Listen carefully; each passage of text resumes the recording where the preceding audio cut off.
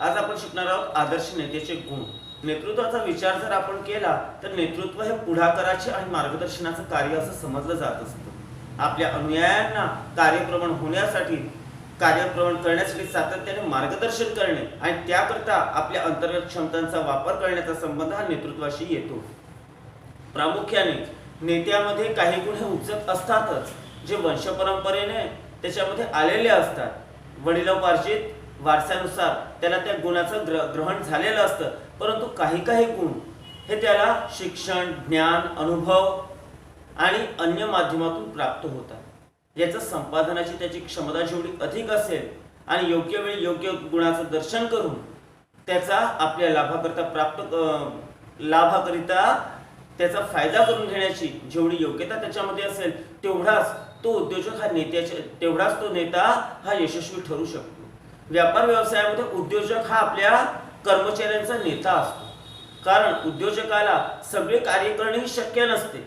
बरीचशी कार्य त्याला संघटनेच्या माध्यमातून करून घ्यावयाची असतात आणि त्याकरता अनेक लोकांचं त्याला पाठबळ आवश्यक असते। मग ते चतुर्थ श्रेणी कर्मचारी असो किंवा त्याच्या हाताखालील अधीनस्थ ऑफिसर्स असो, प्रत्येकाला मोटिवेट करणे, त्यांच्याकडून काम करून घेणे याकरिता कधी बळाचा तर कधी कळाचा वापर त्याला करून घ्यावा लागतो आणि या माध्यमातून त्याचे जे गुण विकसित होतात त्याला म्हणतात आदर्श नेत्याचे गुण। यामध्ये काही गुण महत्त्वाचे आहेत।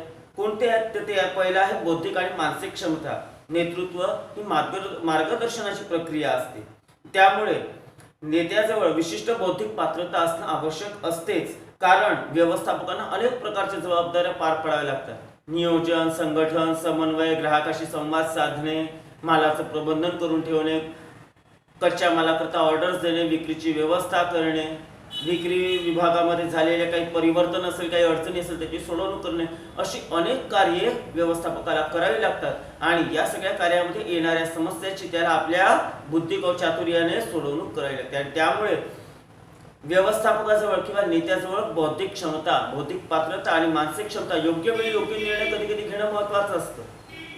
बरेचसे निर्णय मीटिंगच्या माध्यमातून जरी घेतल्यात येत असतील तरी काही काही निर्णयाला तात्कालिक स्वीकृती आवश्यक असते आणि त्याकरता जबर मानसिक क्षमता सुद्धा आवश्यक असते। नेत्याजवळ जर हे दोन गुण असेल तर तो आपल्या कार्यामध्ये यशस्वी होऊ शकतो। दुसरा आहे गतिमान व्यक्तिमत्व। व्यक्तिमत्व हा नेतृत्वासाठी आवश्यक घटक असतो।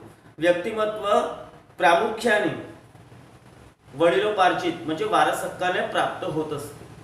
म्हणजे जसे आपले आई वडील वागत असतील तसं व्यक्तिमत्व आपल्याला प्राप्त होते, परंतु काही काही स्थितीमध्ये व्यक्तिमत्व हे आपल्याला स्वतःचं व्यक्तिमत्व स्वतः घडवता सुद्धा येते। जर एखाद्याला उद्योजक म्हणून यशस्वी व्हायचं असेल तर त्याला आपली पर्सनॅलिटी डेव्हलपमेंट करणं हे अत्यंत गरजेचं असतं। यामध्ये प्रसन्न आणि स्वस्थचित्त असणे, आवाजामध्ये प्रभावीपणा असणे, बाह्यांग सुव्यवस्थित असणे इत्यादी गोष्टी अंतर्भूत होतात आणि अशी प्रसन्न आणि स्वस्थचित्त लाभलेली व्यक्ती नेता म्हणून त्वरित मान्यता अशा लोकांना प्राप्त होते। वेंधळे लोक कधीच नेतृत्व करण्याच्या पात्रतेचे नसतात, कारण की त्यांना कोणताही अनुयायी पहिले आपल्या नेत्याच्या बाह्यांगाला बघत असतो आणि बाह्यांगावरून त्याची प्रतिमा त्याच्या मनामध्ये निश्चित होत असते।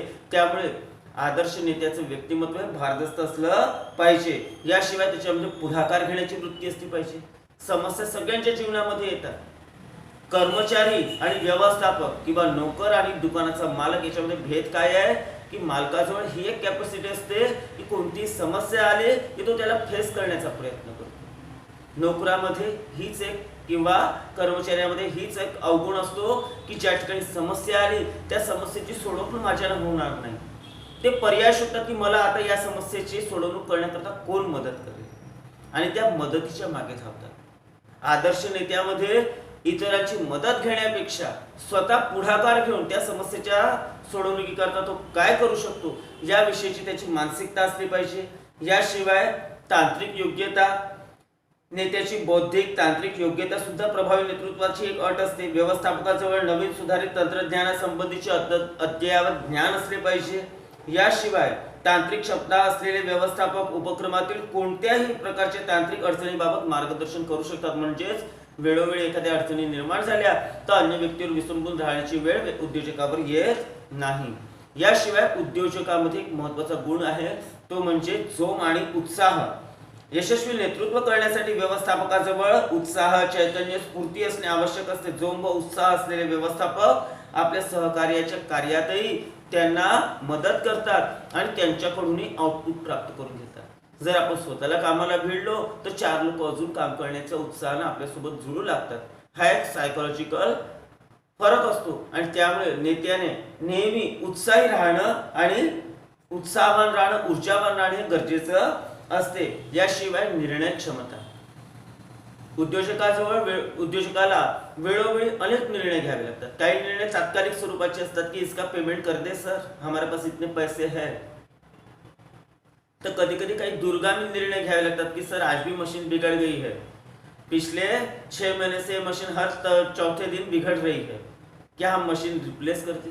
2 प्रकारचे 2 प्रश्न निर्माण झाले. काही काही प्रश्नांची सोडवणूक तात्कालिक पद्धतीने करावी लागते, काही काही प्रश्नांची सोडवणूक योग्य विचार करून करावी लागते. त्यामुळे कोणत्या प्रश्नाला किती प्राधान्य द्यायचं, कशा पद्धतीने त्याची सोडवणूक करायची आणि त्याकरता कोणता निर्णय योग्य राहील या संबंधी निर्णय क्षमता हा गुण नेत्याजवळ असणं अनिवार्य असते. याशिवाय जबाबदारीची भावना. संघटनेमध्ये काम करत असताना नेत्याला अधिकाराबरोबरच अनेक जबाबदाऱ्या स्वीकाराव्या लागतात. जबाबदारीच्या भावनेतून काम करणाऱ्या नेत्याला सहसा अपयश येत नाही. जसे नेत्याला अधिकार असतात, तो आपल्या अनुयायांना आदेश देऊ शकतो, त्यांच्याकडून काम करून घेऊ शकतो, परंतु पर्यायाने त्या सर्वांची जबाबदारी सुद्धा त्याची असते. यामध्ये आलेलं अपयश अनुयायांचं अपयश नसते तर त्या संघटनेचं अपयश असतं आणि पर्याय नेत्याचं असते. आणि त्यामुळे नेत्यामध्ये जबाबदारीची भावना असली पाहिजे. याशिवाय प्रभावी नेतृत्वाकरता त्याच्याकडे जवळ चांगलं चारित्र्य असलं पाहिजे. चारित्र्य नेता म्हणजे नेता हा अप्रामाणिक, भ्रष्ट किंवा ज्याला सामाजिक मान्यता नाही अशा कार्यामध्ये संलग्न असू नये. या उलट नेत्यामध्ये शुद्ध सात्विकता, सचोटी, आपल्या कर्मचाऱ्यांप्रती योग्य भावना इत्यादी सर्वांच्या संमेलनातून चारित्र्याची निर्मिती होत असते. चारित्र्य संपन्न नेत्याचा आपल्या कार्यकर्त्यांवर अधिक प्रभाव पडत असतो. याशिवाय कम्युनिकेशन स्किल, ज्याला म्हणतात संदेशवहनाचं कौशल्य. नेत्याच्या अंगी संदेशवहनाचं कौशल्य असणं अनन्यसाधारण महत्वाचं आहे. कारण नेत्याला केवळ आपल्या कर्मचाऱ्यांशी संवाद साधायचा नसतो, तर याशिवाय बाह्य जगामध्ये त्याचे ग्राहक, पुरवठादार, सरकारी अधिकारी, कर्मचारी, बाह्य व्यक्ती इत्यादीशी त्याला संवाद साधून आपला स्वार्थ सिद्ध करावयाचा असतो.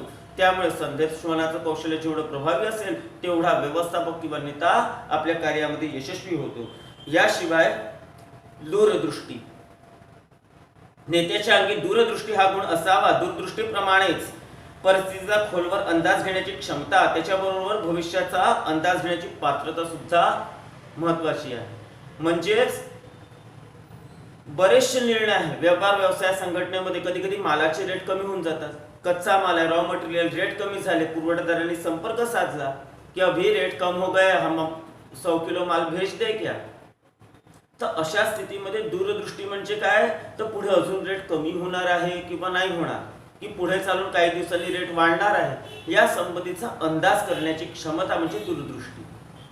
वर्तमान काळामध्ये आपल्या धंद्याची स्थिती कशी आहे, आपल्या फायनान्शियल कंडिशन कशी आहे आणि आपण किती इन्व्हेस्टमेंट करू शकतो आणि भविष्यामध्ये याच धंद्याची परिस्थिती कशी होईल आणि त्या धंद्याला टिकवून ठेवण्यासाठी आपल्याला कशा पद्धतीने व्यूहरचना आखावी लागेल या संबंधीचे अंदाज बांधण्याच्या ज्या क्षमता असतात त्याचा संबंध हा दूरदृष्टीशी असतो. प्रत्येक नेत्याजवळ जर दूरदृष्टी असेल तर तो आपल्या व्यवसायाला, उपक्रमाला संभाव्य अडचणीपासून वाचवू शकतो. आणि शेवटचं आहे लवचिकता, ज्याला म्हणतात फ्लेक्सिबिलिटी. आपल्याच भूमिकेबाबत ताठर राहणारी व्यक्ती कधीच यशस्वी नेता होऊ शकत नाही.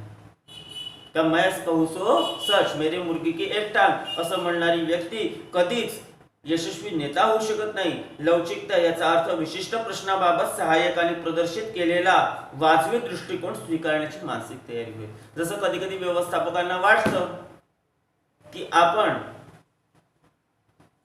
नवीन कर्मचाऱ्याची भरती करावी, जुन्या कर्मचाऱ्याला प्रमोट करावा आणि एखादा नवीन विचार येत असेल की जुने कर्मचारी कम्प्युटर वगैरे चालवू शकून राहिलेले नाही आहेत, याशिवाय त्यांनी कम्प्युटरचे कोर्सेस केलेले नाही आहे, त्यांना आपण नोटीस पाठवली होती तरी देखील त्यांनी त्याकडे कानाडोळा केलेला आहे. अशा स्थितीमध्ये जर यांचं प्रमोशन झालं तर पुढचं काम जे आहे अधिक जबाबदारीचं आणि कम्प्युटर बेस्ड काम आहे. मग अशा ठिकाणी हे कर्मचारी काम करू शकतील का? या उलट या कर्मचाऱ्यांची वेतनवाढ करून द्यावी, म्हणजे या कर्मचाऱ्यांमध्ये असंतोष पसरणार नाही आणि वरच्या पदावर नवीन कर्मचाऱ्यांची निवड करण्यात यावी आणि यांचं कार्य त्या नवीन कर्मचाऱ्यांना मार्गदर्शक रूपामध्ये उपलब्ध करून द्यावं. अशा प्रकारचा एखादा समजा नवीन विचार येत असेल तर असे नवीन विचार स्वीकारण्याची त्याची तयारी असली पाहिजे. त्याला म्हणतात लवचिकता. म्हणजे कधी कधी नेत्याने एखादा निर्णय घेतला, निर्णय कितीही योग्य वाटत असला तरी त्याच्यातल्या उणीवा समजा एखादा कर्मचारी किंवा कोणीही त्याच्या लक्षात आणून देत असेल तर त्यानुसार स्वतःच्या निर्णयामध्ये परिवर्तन करण्याची त्याची स्वीकृती किंवा त्याची मानसिकता असली पाहिजे. त्याचा संबंध हा लवचिकतेशी असतो. याशिवाय सुद्धा अनेक गुण हे नेत्यामध्ये आवश्यक असतात, ज्याच्यामध्ये सौजन्य, चिकाटी, प्रेम, आपुलकीची भावना, धडाडीची वृत्ती, अशा अनेक गोष्टी आवश्यक आहेत. ही महत्वाची गुण आहेत की ज्यामुळे कोणताही नेता आपल्या कार्यामध्ये यशस्वी होऊ शकतो आणि व्यवसायाचं संचालन योग्य पद्धतीने करू शकतो. त्याचं विवेचन आपण पाहिलेलं आहे.